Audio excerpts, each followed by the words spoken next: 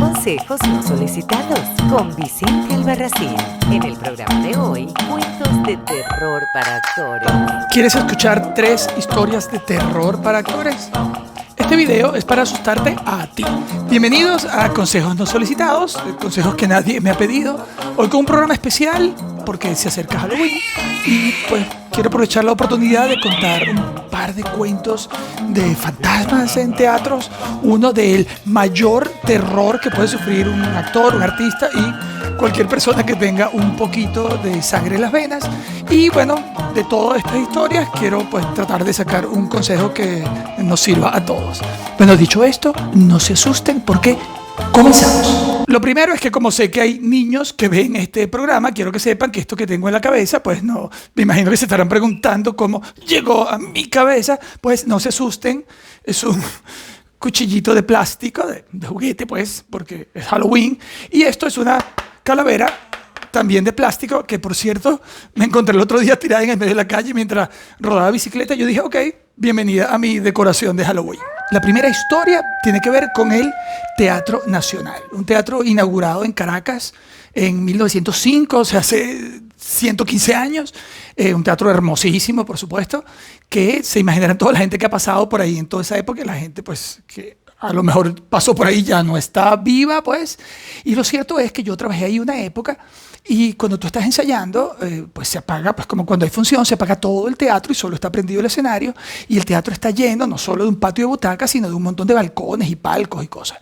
Pues en la oscuridad de esos palcos arriba había gente, yo afortunadamente nunca lo vi, pues, que siempre decía que había un señor asomado viendo los ensayos.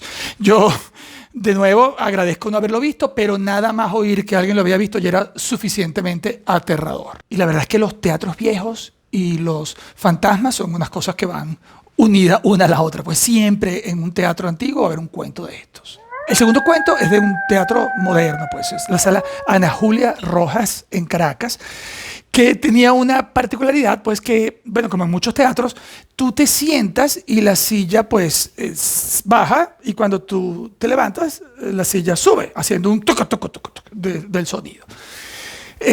Cuando estabas ensayando alguna obra, que muchas veces tuve la suerte de hacer obras ahí, y estaba el teatro vacío, pues se suponía que todas las sillas estaban arriba. Entonces de repente tú estabas ensayando y terminabas una escena y cuando era el momento clave, o sea, en el timing perfecto, oías clan, clan, clan, clan, clan, clan, que era como que una silla se levantó, como que alguien se paró, todo el mundo así como, ¿qué es esto?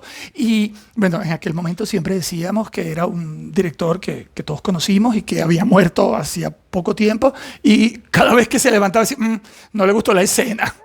La tercera historia sucedió también en un teatro en Caracas, que es el Teatro Tilingo, un teatro donde yo trabajé mucho tiempo haciendo obras para niños, que era lo que hacía ese teatro básicamente, y la verdad es que yo tenía ahí muchísima libertad creativa, pues uno montaba clásicos, montaba cualquier tipo de obra siempre dirigida a niños, pero sin límites creativos. Y yo en ese proceso se me ocurrió montar una obra que no era para niños. La obra que nosotros llamamos Hércules, el héroe nacional, era una versión de esta obra de Dürrenmatt, un autor suizo, que era una obra muy crítica, cínica, irónica y absolutamente no para niños, pero tenía una cosa que a mí me encantaba. Contaba la historia de Hércules, pero no en su momento de esplendor, no del gran héroe, sino de una de las tareas que tuvo Hércules según la mitología, que fueron limpiar unos establos que estaban llenos de estiércol, pues de caca. Y claro, era un Hércules totalmente diferente, un Hércules desvencijado, venido a menos, trabajando por dinero, casi era como un freak de un circo, una cosa así, era una cosa bien fuerte y bien rara. Bueno, arrancamos la producción, que estuvo súper bien, la parte de diseño impecable, los actores extraordinarios, pero había algo en lo que yo había concebido que no terminaba de encajar. Y en los ensayos la cosa no iba funcionando bien y por más que le dabas no terminaba como de cuajar. Pero bueno, llegamos al estreno Y la verdad es que el día del estreno la obra no funcionó, pues. O sea, yo me senté a verla y había unos niños que no lo estaban disfrutando, había unos adultos con unas caras rarísimas, la gente estaba con actitud de ¿qué le pasó a este? ¿Qué obra es esta? Y bueno, yo me di cuenta que la cosa iba muy mal y cuando salimos al coctelito que se solía hacer al final de los estrenos, el ambiente era de funeral. La gente estaba así, me miraban como, ok, a este se le fundieron las 3 neuronas que le quedaban. Muy desagradable, muy incómodo. Inclusive había un crítico muy reconocido en ese momento, Carlos Herrera, y yo así con la cara de Dios mío, te va a escribir una cosa horrible. Y bueno, en aquel momento era súper importante las críticas que uno recibía, pues no solo porque así evalúan tu trabajo, sino porque también de eso depende que venga más público. En ese proceso entendí, ok, esta obra hay que arreglarla, pues esta obra hay que corregirle cosas, si se cambia esto, si se corta por aquí, con el excelente trabajo que está haciendo el elenco, esto se va a salvar. Yo en medio del cóctel me acerqué al crítico, a Carlos, y le dije, por favor, te lo ruego, tú podrías volver a venir en 2 semanas, yo te juro que yo voy a arreglar la obra, yo ya sé qué es lo que hay que hacer. Por supuesto, y lo entiendo, él no volvió nunca más a esa obra por lo menos.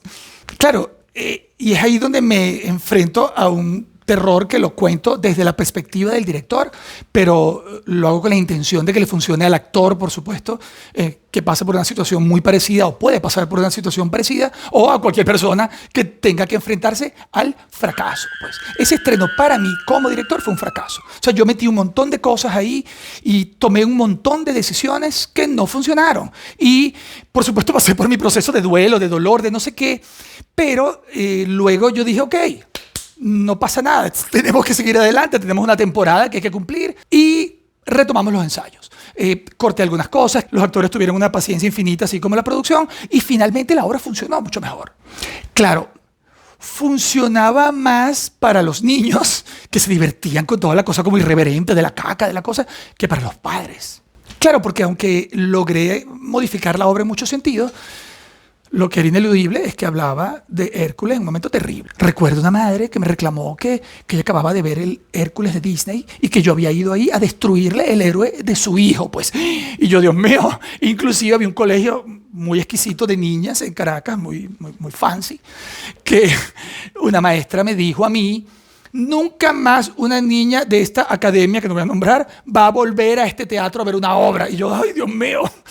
Y la verdad es que para mí, como artista, fue la primera vez que me enfrenté como a un fracaso tan fuerte de mi propuesta, pues, de mi trabajo. Porque además no le podía echar la culpa a nadie, porque todo el mundo hizo un trabajo extraordinario. En aquel momento fue para mí una situación terrorífica. ¿Cómo le puede pasar a cualquier actor que prepare una propuesta, que trabaje un montón y llegue el momento de presentarla y pues la reacción que esperaba tener del público no sucede? ¿Cómo le puede pasar a un emprendedor, a un negociante, a un escritor, a cualquier persona que genera un proyecto y resulta que no termina de funcionar como esperaba? Sin embargo, de algún modo, fracaso, yo aprendí un montón de cosas. Lo primero que aprendí es que el teatro infantil o las actividades para niños, pues están obviamente dependiendo del padre o del maestro que lo va a llevar. Y si tú haces una obra como pasó aquí, que a los niños les parecía divertida y como loca y como tal, si no le parece igual de divertida y loca al padre o al maestro, forget it. O sea, perdiste el trabajo porque no lo van a llevar.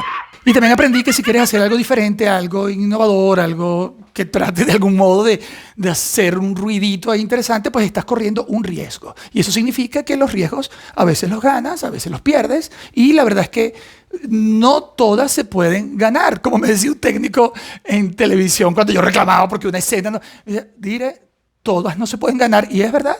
Y aprender a lidiar con las que se pierden es muy importante en esta profesión. La otra cosa que aprendí, que si tú quieres trabajar sobre los héroes de los niños, pues tienes que pensarlo mejor, porque la verdad es que el niño en principio iba a ver una obra donde había un héroe y cuando el desempeño del héroe empezaba a ser un poco vergonzoso, había un cortocircuito que en general a los niñitos les parecía como insólito y como divertido, pero solo a ellos.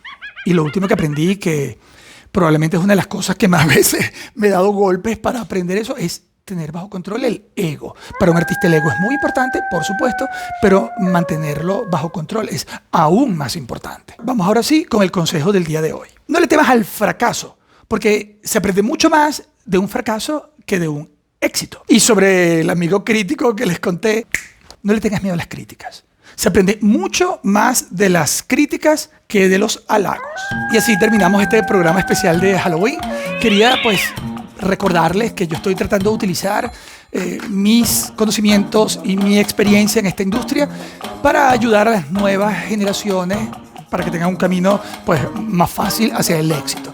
Por eso los invito a seguir la cuenta de Instagram del proyecto, donde posteo material adicional y donde aviso, por supuesto, los nuevos videos del canal, al cual los invito a suscribirse. Así que para todos, Happy Halloween y muchas gracias. Esto fue Consejos No Solicitados con Vicente Albarracín.